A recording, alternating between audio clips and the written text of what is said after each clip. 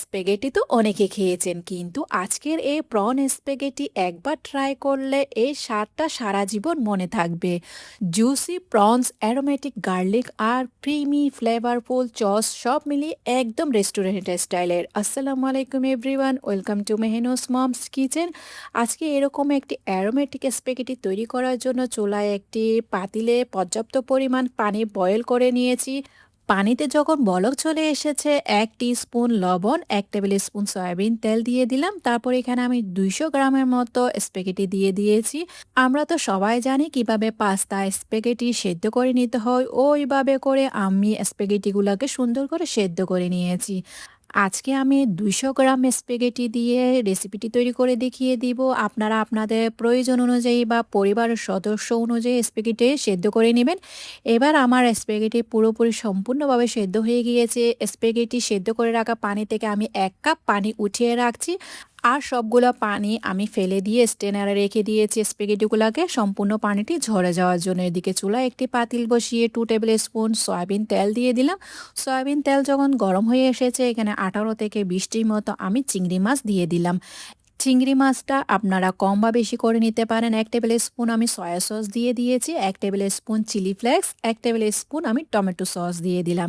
এরপর কি করতে হবে, এই সসের সাথে চিংড়ি মাছগুলোকে ভালো করে রান্না করে নিতে হবে।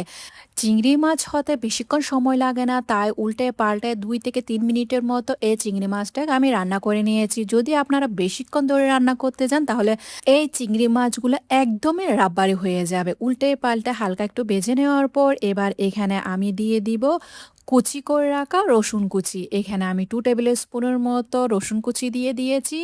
3 থেকে 4টি মতো বড় রসুনের কোয়াকে আমি এইভাবে করে কুচি করে দিয়ে দিলাম। 1/4 কাপের মতো পেঁয়াজ কুচি দিয়ে দিয়েছি। হালকা একটু ভেজে নিতে হবে। রসুনের যখন একটি এরোমা বের হবে, তখন এখানে আমি চিংড়ি মাছের সাথে মিশিয়ে নিব। আজকে যেহেতু আমি প্রনস বা চিংড়ি মাছ দিয়ে রেসিপিটি করে দেখিয়ে দিচ্ছি, যদি আপনারা চিংড়ি মাছ খেতে পছন্দ না করেন, তাহলে আপনারা এই রেসিপিটি সবজি দিয়েও করে নিতে পারেন। এরপর আমি এখানে 2 টেবিল স্পুন বাটার দিয়ে দিলাম। বাটার যখন গলে এসেছে, এখানে 1 টেবিল স্পুন আমি ময়দা দিয়ে দিলাম। ময়দাটাকে ভালো করে চিংড়ি মাছের সাথে বেজে নিতে হবে। বেজে নেওয়ার পর বেশিক্ষণ না, হালকা একটু বেজে নিয়েছি। বেজে নেওয়ার পর এখানে আমি দিয়ে দিব 1 কাপ সে স্প্যাগেটি সেদ্ধ করে রাখার থেকে আমি 1 কাপ পানি উঠিয়ে রেখেছিলাম। ওই স্প্যাগেটি সেদ্ধ করে রাখা পানিটি সম্পূর্ণভাবে দিয়ে দিয়েছি। স্প্যাগেটি সেদ্ধ পানিটি দিয়ে দেওয়ার পর অনবরত নেড়েচেড়ে দিতে হবে, না হলে দলা পেকে যাবে। ভালো করে নেড়েচেড়ে দেওয়ার পর এখানে 1 টি স্পুন বা পরিমাণ মতো লবণ দিয়ে দিবেন। 1/4 কাপের মতো আমি গাজরকে স্লাইস করে দিয়ে দিয়েছি। যেহেতু বাচ্চারা সবজি খেতে পছন্দ করে না, তাই স্প্যাগেটির মধ্যে এইভাবে যদি একটু করে সবজি দেন, তাহলে বাচ্চাদের শরীরের মধ্যে সামান্য পরিমাণ হলেও সবজি যাবে।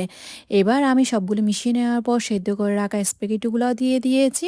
ভালো করে নেড়ে চেড়ে দিব।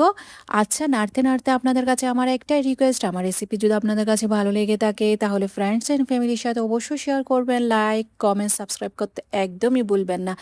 আর আমার ফেসবুক পেজটাকে অবশ্যই ফলো করে দিয়ে যাবেন। ভালো করে নেড়ে চেড়ে দেওয়ার পর এখানে ফ্রেশ ধনেপাতা কুচি দিয়ে দিলাম 2 টেবিল স্পুনের মতো।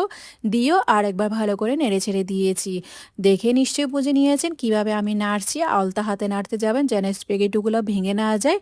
সবগুলো ভালো করে মিশিয়ে নেওয়ার পর আমি আপনাদেরকে প্রেজেন্টেশন করে দেখিয়ে দিচ্ছি। একটি প্লেটে নিয়ে নিলাম, সাথে দিয়ে দিয়েছি কিছুটা কিউকাম্বার স্লাইসেস। আপনারা আপনাদের পছন্দ অনুযায়ী শসা বা টমেটো দিয়ে পরিবেশন করে নিতে পারেন। আজকে তাহলে এ পর্যন্ত। দেখা হচ্ছে নতুন আরেকটি রেসিপি নিয়ে। সে পর্যন্ত ভালো থাকবেন, সুস্থ থাকবেন, আমার জন্য দোয়া করবেন।